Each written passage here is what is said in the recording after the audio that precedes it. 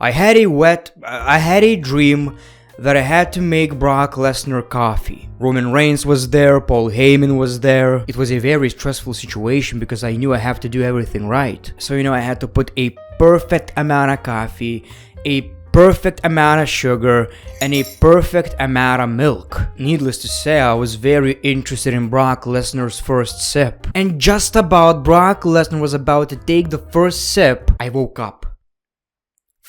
It's one of these dreams you don't want to wake up from. Now I'll never know. I'll never know if Brock Lesnar enjoyed it or not. That was an actual dream, by the way. Don't ask me why. Before I went to bed, I saw this picture. Not sure why my brain thought, this man needs coffee.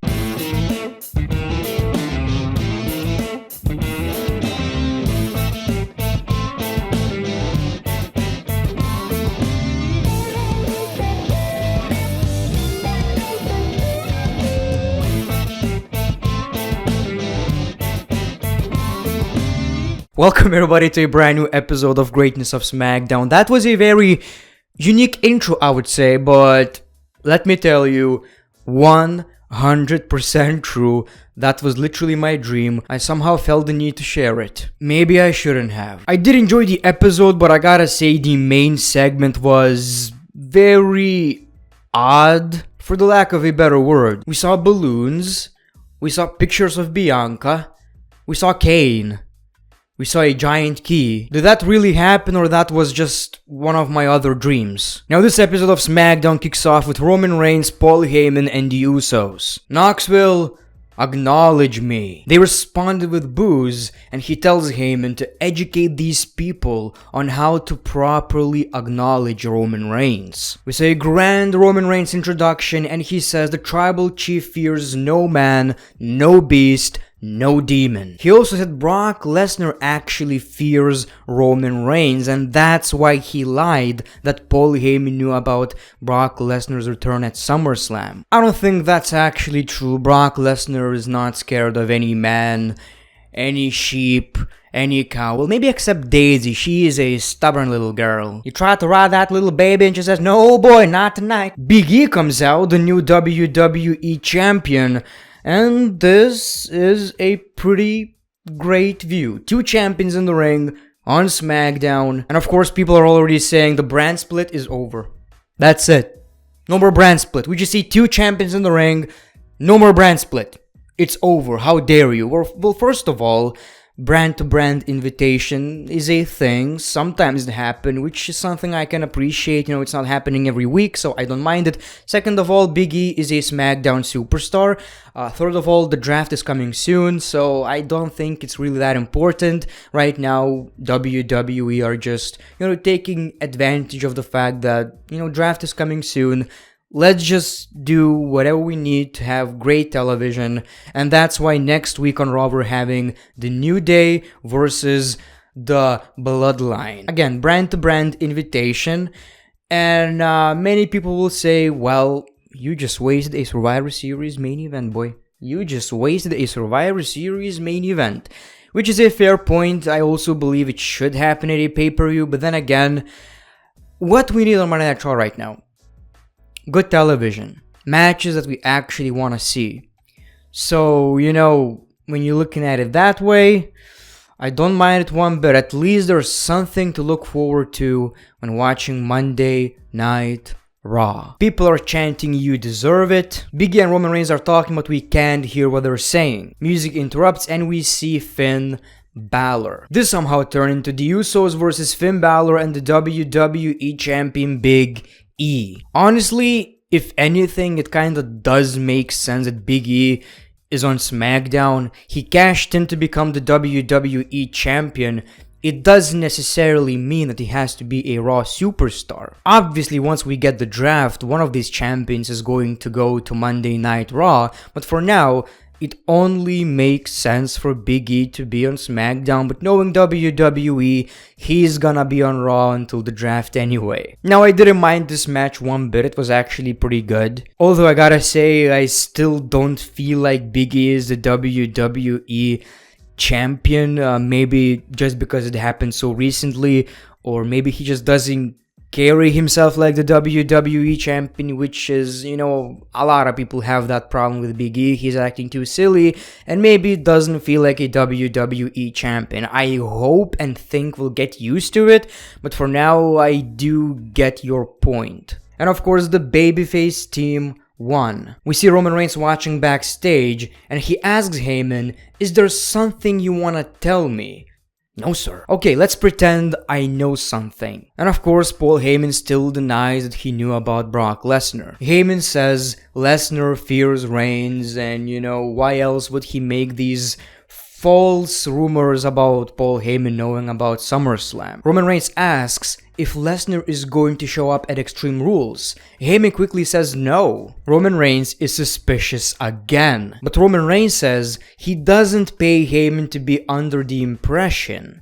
He pays Heyman to know in advance. Of course, there are many ways to look at it, but I believe what Roman Reigns meant is that he actually doesn't have a problem with Paul Heyman knowing. He knew Brock Lesnar for so many years. You should know if, Brock Lesnar is going to be at Extreme Rules. It feels like Roman Reigns doesn't necessarily have that much of a problem if Paul Heyman is communicating with Brock Lesnar, as long as Paul Heyman shows loyalty to Roman Reigns and lets him know in advance what to look forward to. Then we saw Rick Boogs versus Robert Roode, which was a very short match, and for some reason WWE are really high on Rick Boogs, even though he's very similar to Elias. And of course, Rick Boogs won the match. And after the match, we saw the return of Azeez and Apollo Crews, who attacked Shinsuke Nakamura and Rick Boogs, and Crews asks if this is our king. He made a mockery of the Intercontinental title, and he's here to demand a rematch. I did not expect that at all. It almost seemed like Apollo's push is over, and I still believe that's the case, but we're gonna see the rematch. I don't see Apollo Crews becoming a champion anytime soon though. We were supposed to get Kevin Owens versus Happy Corbin, but before the match, Corbin attacks Kevin Owens, so the match no longer happened. That's what you get for teasing an AEW debut, Owens. That's what you get. A kayfabe attack. Kayla stops Heyman again, and Heyman gets angry. "Why are you always talking to me? Stop flirting with me and leave me alone." And then we see the WWE Champion Big E again, and Heyman just congratulates Big E and says that it was a smart decision for him not to choose Roman Reigns because, well, you wouldn't cash in successfully. Then we saw the attack from the Usos, and we see the Usos and Roman Reigns looking at Big E. It actually feels like a big, interesting storyline, but it's just gonna be used for a match on Raw. So that's pretty unfortunate, but like I've said, at least we're getting something interesting on Raw.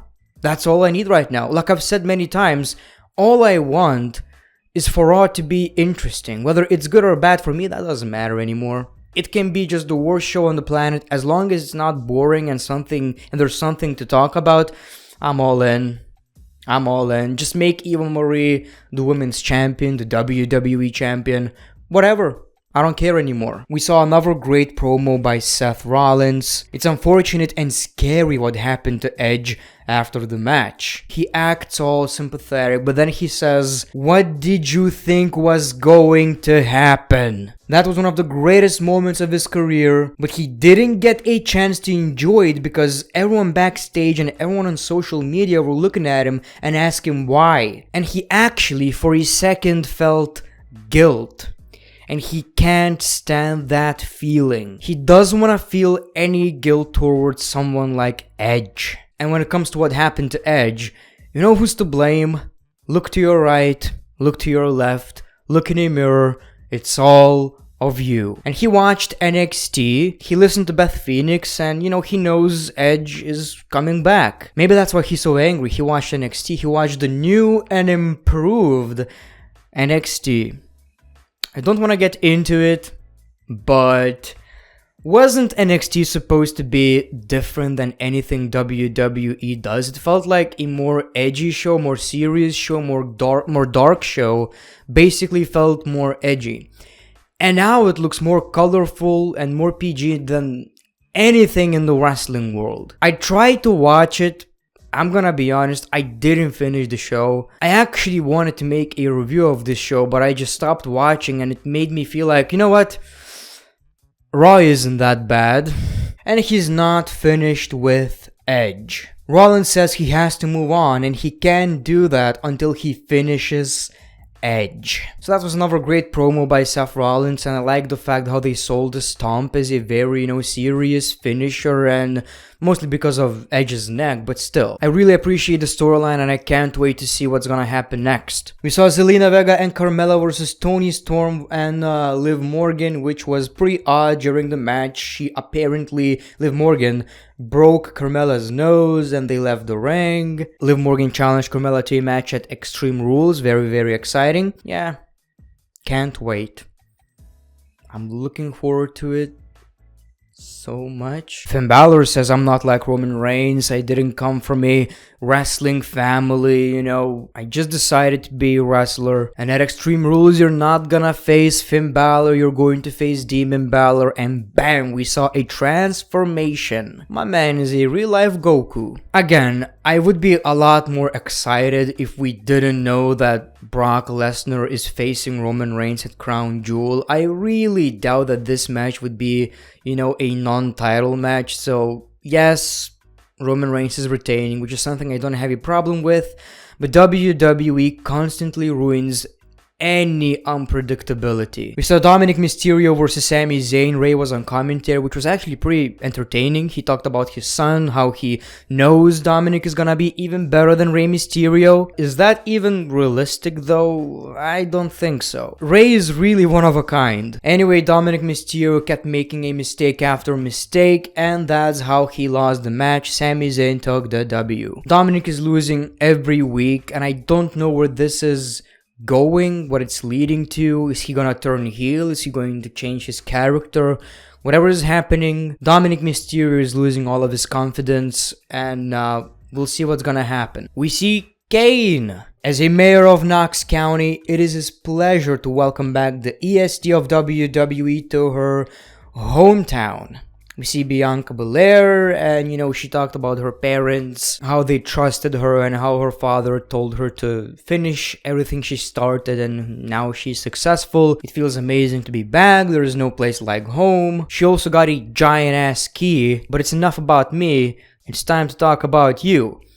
And they started singing. They celebrated Knoxville by singing Rocky Top, and I assume that was entertaining to everyone from Knoxville. Everyone else?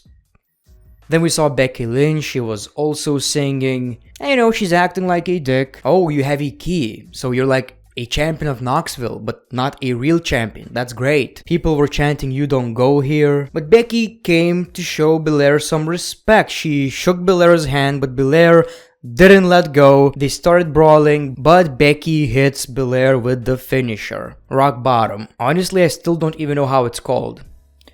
If the original name of the move is Rock Bottom and she calls herself the Man, Becky on top? Maybe? And that was your episode of SmackDown. Now, I did enjoy the episode. I think it was pretty solid, but now let me know in the comments below. Was it me? Or was this closing segment of the show pretty bad? Okay, maybe I'm a bit jealous. I want this giant key too. I want to have a giant key in my house. Give me that giant key. So yeah, that was your SmackDown. Don't worry, brand split is not ending. As a matter of fact, we're getting a draft next month. So I think people are overreacting a little. And now you're gonna watch Raw. You're gonna be pretty excited. You're gonna enjoy the match. And the match is gonna end in a false finish.